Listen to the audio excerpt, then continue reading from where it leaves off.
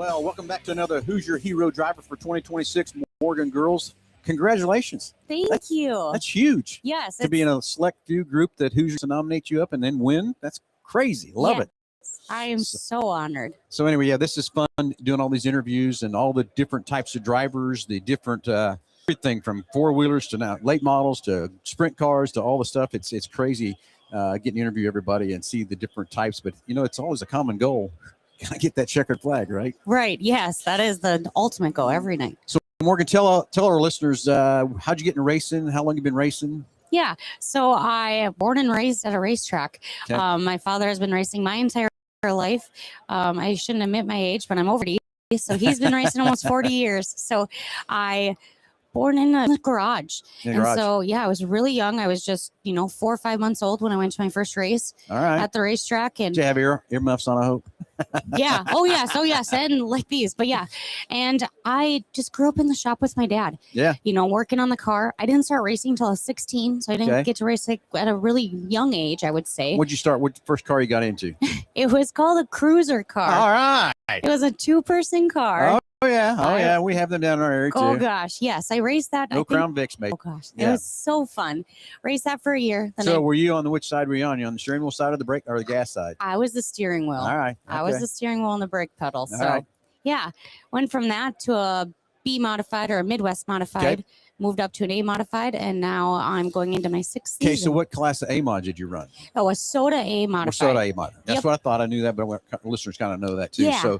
So now you're in a super late model. Yeah, so a Soda A modified, or a Soda late model. Late model. How long you been running those cars? Yep, so I'm going into my 6th season. Starting your 6th season. Yep. All right, so where all do you race? So Wausoda is located up in the Midwest, so South Dakota, North Dakota, Minnesota, Wisconsin, into Montana. We're pretty lucky. Wausoda has many tracks, and they're pretty localized. So I race with them. I also race another series called Tri-State Late Model Series that brings me down into the Iowa area. Okay. So I'm lucky. My dad kind of takes me, and I follow him. He's been racing every year with me, so we go out as much as we can. So same plans for 2026 as 2025 or something different or anything with where you're going to go or anything? Yeah. So my dad's going to kind of take a step back, and we're going to focus on more myself. So we're going to go from a 2-car trailer down to a 1-car trailer. But another kind of twist in my racing life is I actually race against my husband as well. Oh, really? Yeah. Does that ever get a little tough at home? I get some nights are quieter than others. I bet so. Yeah. I mean, so I'm pretty excited for that. I don't recommend it to any of the viewers to start racing against your dad and then marry and have him jump into the same class you're racing. So I'm going to us two are going to go see what we can do. It sounds like fun. So yeah. Have both of you ever traded a little paint, as they call it? Kind of, yes. More. I raced against my dad a little bit longer than my husband. My husband started off in a sprint car. Now he's in a late model. So I don't love the fact that I've been close racing with my husband this last year, but it was fun. I hope there's more. I'm not scared to do a little shove. Well, yeah. But, we talked about before we got on the air here, too, about the respect in these cars and things. And there's not respect in a lot of division stuff. But when you jump into this level of car, I think everybody realizes kind of what the car is, what the dollar value is there, too.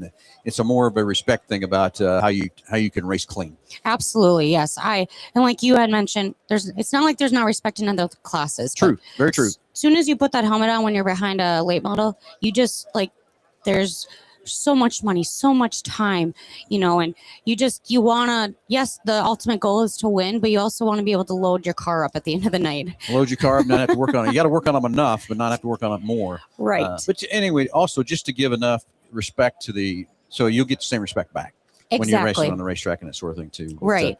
Agree with that 100%. So yes, excited to watch you now. That's one thing I love about this. This is our 3rd year to interview the Hoosier Hero drivers and we follow you. So it'll be fun to watch you and stuff. And it's like coincidence of knowing the Eberts that I know very well too. Right. You know, it's this racing world's a tight niche, and the relationships you build, and it's crazy. Yeah, I'm super excited, super honored. I mean, I just found out too about the Hoosier Hero, who the other 11 were. And it's cool to be able to walk around and you already know them and you can say hi. Yeah. It's a family that I'm so excited to be able to grow and watch them as well in the 2026 season. I know it's crazy, but again, another Hoosier hero driver for 2026. Morgan, good luck in 2026. Don't trade too much paint with your husband, though, okay? I mean, or give him a right rear just for me one time, will you? Oh, I absolutely will. All right, everybody, thanks for tuning in. And another Hoosier hero driver for 2026, Morgan Girls.